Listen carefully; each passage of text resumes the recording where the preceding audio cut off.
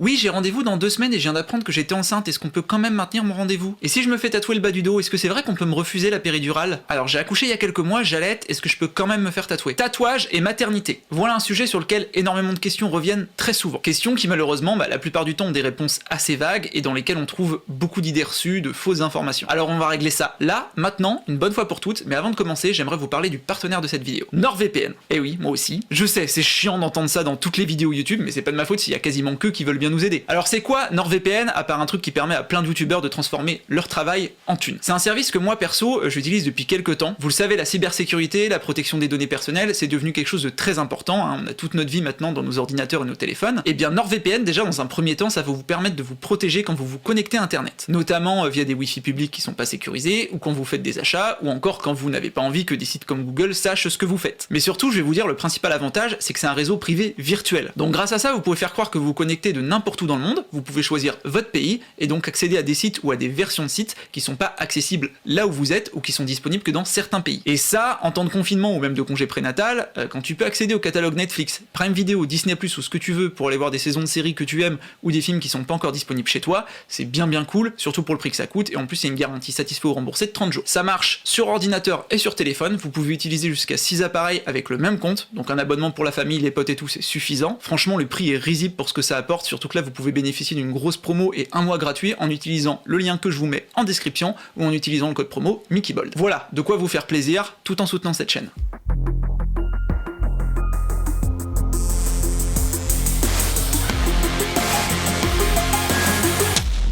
Bonjour à tous, aujourd'hui je vous le disais dans l'intro, on va parler d'un sujet important et large qu'on va résumer grossièrement par tatouage et maternité. Oui, parce qu'on va faire tout le package, grossesse, péridurale, allaitement, déformation des tatouages, et rétablir enfin la vérité sur tout ça, parce qu'on entend quand même beaucoup de conneries. Il y a des choses comme ça qui sont ancrées dans la tête des gens, qui sont répétées, et tout le monde finit par croire que c'est vrai, juste parce que tout le monde le dit, et même des fois du personnel médical, des gens dont c'est le métier. Alors qu'en fait, non, c'est faux. Alors allons-y, premier point, la grossesse. Peut-on se faire tatouer quand on est enceinte? Non, non, et non. Bon, techniquement, il y a rien qui vous empêche, la loi ne l'interdit pas, mais niveau conneries et danger, on est quand même pas mal. Et votre tatoueur, votre tatoueuse, s'ils sont un minimum réfléchis et au courant de votre grossesse, ils vous diront non. Parce que s'il y a un truc sur lequel les professionnels du tatouage et les médecins sont tous d'accord, c'est bien ça, et pour le coup c'est quand même plutôt évident. Alors le fait d'être tatoué ou de se faire tatouer avant d'être enceinte, bien entendu, ne pose aucun souci, je précise, c'est important et tout ce qu'on entend. En revanche, se faire tatouer pendant la grossesse, peu importe son stade, c'est pas une bonne idée du tout, et ce, pour plusieurs raisons. Déjà, le risque infectieux. Et oui, même si les cas sont rares, se faire tatouer, ça comporte des risques d'infection, des plus bénignes aux plus graves. Que ce soit au moment du tatouage, si le tatoueur prend pas toutes les précautions nécessaires et obligatoires, ou au moment de la cicatrisation, si le tatoué est négligent sur ses soins, et ou prend pas lui aussi les bonnes précautions. Et une infection,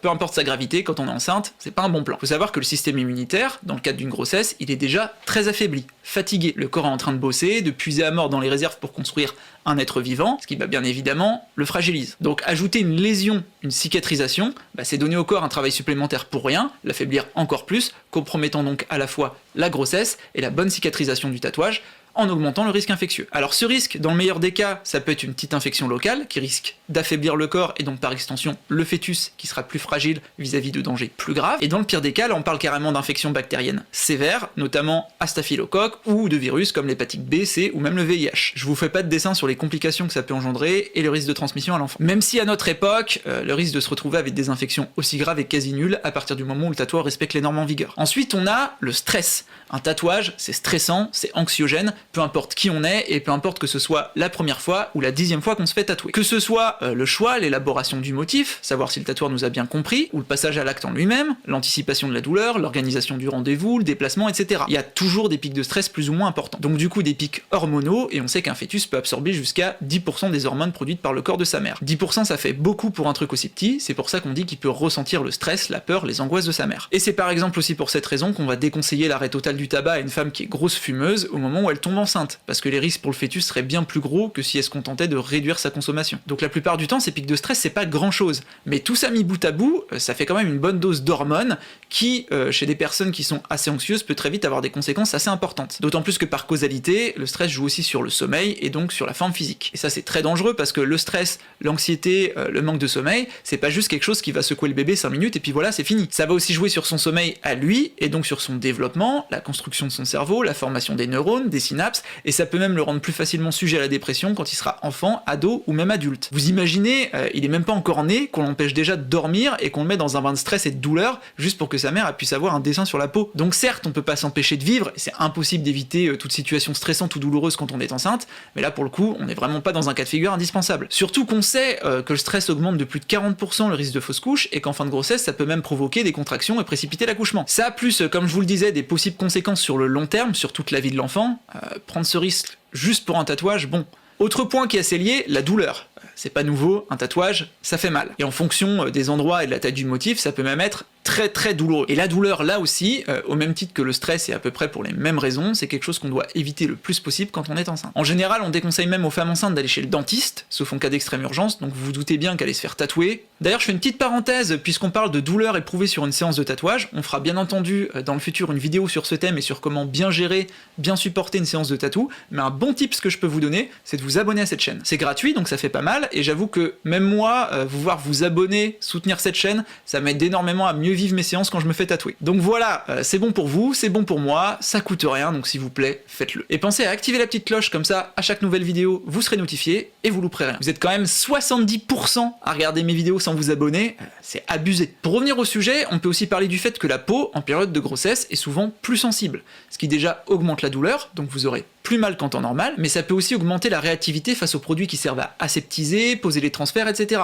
Et donc sensibiliser encore plus la peau, et là aussi, augmenter la douleur du tatou. Point suivant, la cicatrisation. On l'a dit, une grossesse ça affaiblit, donc par la force des choses, la cicatrisation sera moins performante, plus lente, avec un plus gros risque de rencontrer des difficultés ou une infection, mais pas que. Vous n'êtes pas sans savoir que lors d'une grossesse, on grossit, on est sujet aux œdèmes, la peau s'étend, elle peut être plus sèche, elle peut craquer, ça s'appelle des vergetures. Donc une peau qui craque sur un tatouage pendant une cicatrisation, je vous fais pas de dessin. Et si vous visualisez pas, essayez de mettre une saucisse au micro-ondes, sans la percer. Enfin, n'oubliez pas aussi que derrière l'accouchement, quand tout se passe comme prévu, on repère du poids. Ça fait donc une peau qui s'étend et se détend en un laps de temps, on va dire, d'un peu plus d'un an, sachant que justement, un an, c'est la durée nécessaire pour qu'un tatouage cicatrise complètement et se pose bien dans la peau, donc clairement, c'est pas lui rendre service sur le plan esthétique. Encore un autre point, les nanoparticules. Vous n'avez pas échappé à tout ce qu'on a pu entendre sur les encres ces dernières années, je vous mets la vidéo qui traite du sujet ici en fiche et dans la description. Allez la voir, hein, si vous l'avez pas vu, vous apprendrez plein de choses sur les encres. On sait que les encres contiennent, et c'est logique, des particules très petites qui peuvent se déplacer dans le corps, et même s'accumuler à certains endroits comme les ganglions lymphatiques. C'est un phénomène qui, pour le coup, est familier des médecins depuis longtemps, qui représente pas de danger connu, mais on peut supposer que, dans le cadre d'un tatouage réalisé en période de grossesse, il y aura éventuellement possibilité d'un passage des nanoparticules contenues dans les encres à travers la barrière placentaire, et donc potentiellement jusqu'au bébé. Mais on n'a pas de preuve de ça, et c'est très difficile d'évaluer le risque que ça représenterait sur le court ou le long terme pour l'enfant. À ma connaissance, il n'y a pas eu d'études menées là-dessus, surtout que ça serait très compliqué et très long à faire pour un résultat qui apporterait pas grand-chose, mais voilà, il faut savoir que c'est possible, et qu'il y a potentiellement un risque là aussi pour l'enfant. Pour finir sur la grossesse, on peut aussi parler des risques allergiques. C'est une complication qui, bien que rare et la plupart du temps bénigne, reste possible, et là aussi ça peut créer des complications dans le développement du fœtus. Bon, vous voyez, tout ça, ça fait quand même beaucoup de raisons de pas se faire tatouer quand on est enceinte. Alors oui,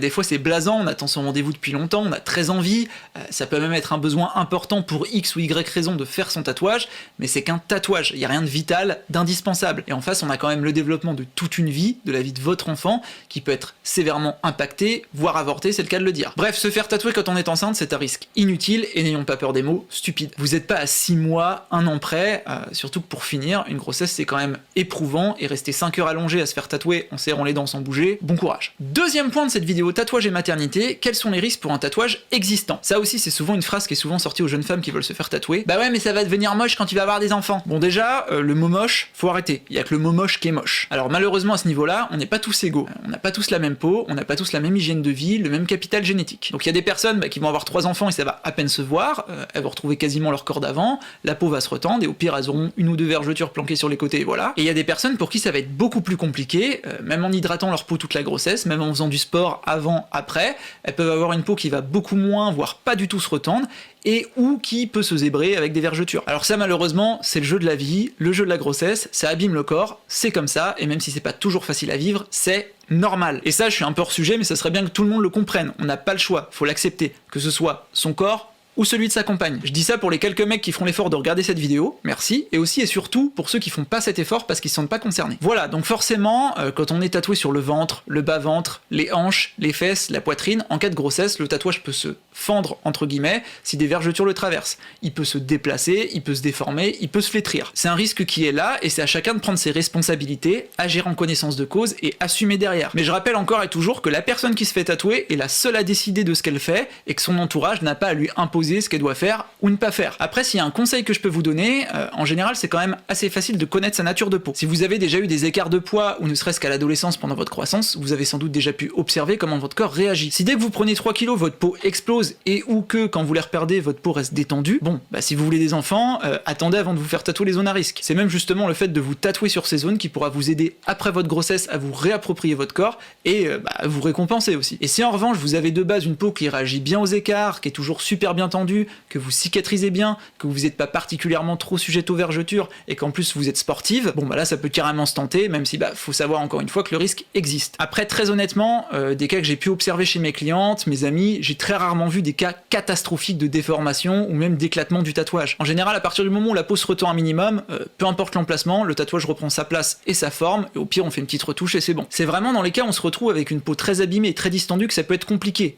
Mais après c'est comme tout, faut aussi dédramatiser. Tout dépend comment on le vit, et là aussi le tatouage peut se retoucher, on peut même le faire évoluer, etc. Mais voilà, quoi qu'il arrive, chacun est maître de ses choix, quoi qu'il arrive, votre corps s'abîme avec le temps et les épreuves, et donc forcément les tatouages que vous portez aussi. Il faut l'accepter chez soi et chez les autres. Mais une peau abîmée pendant une grossesse, tatouée ou pas, elle est abîmée. Et en général, ce qu'on peut mal vivre, c'est surtout ça. Troisième dossier, l'allaitement. Peut-on se faire tatouer quand on allaite? Alors là, on est sur un sujet un peu plus complexe qui a beaucoup évolué ces dernières années. Pour commencer, comme pour la grossesse, le fait de s'être fait tatouer avant, d'être déjà tatoué, ne pose aucun souci. Même si c'est sur le sein ou même sur le mamelon, l'encre elle est dans le derme, elle va pas se barrer dans le lait maternel. Et ça c'est valable aussi pour les nouveaux tatouages. Si vous vous faites tatouer pendant que vous allaitez, sur la même période, pas en même temps, déconnez pas non plus. Là c'est pareil, l'encre elle va pas aller altérer le lait. Donc techniquement, vous pouvez. Il y a juste deux risques qu'on a déjà évoqués à rappeler. Premièrement, le risque infectieux. Dans le cas de la plupart des infections mineures locales, l'enfant ne risque rien. Ça part pas dans le lait. Heureusement d'ailleurs, parce que si à chaque fois qu'on se fait un petit bobo, qu'on se pique, qu'on s'érafle, on doit mettre en pause son allaitement, il y en a qui mangeraient pas beaucoup. Par contre,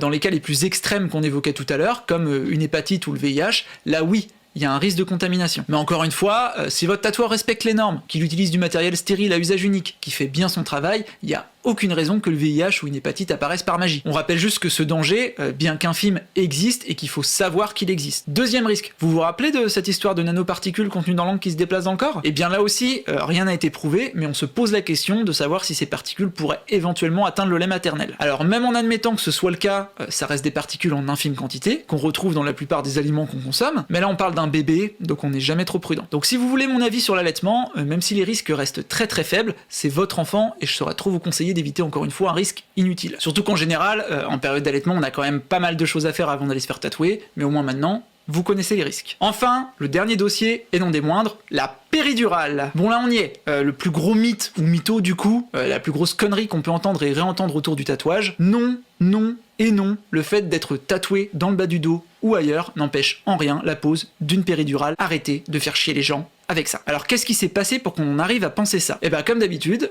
il y a un article qui a été publié, ça a été repris par la presse, monté en épingle, et tout le monde s'est fait chier dans le crâne. L'article en question il date de 2002, donc il y a 20 ans, il a été publié par deux anesthésistes canadiens qui, constatant qu'ils avaient de plus en plus de patientes tatouées dans le bas du dos, et ouais, 2002 ma gueule,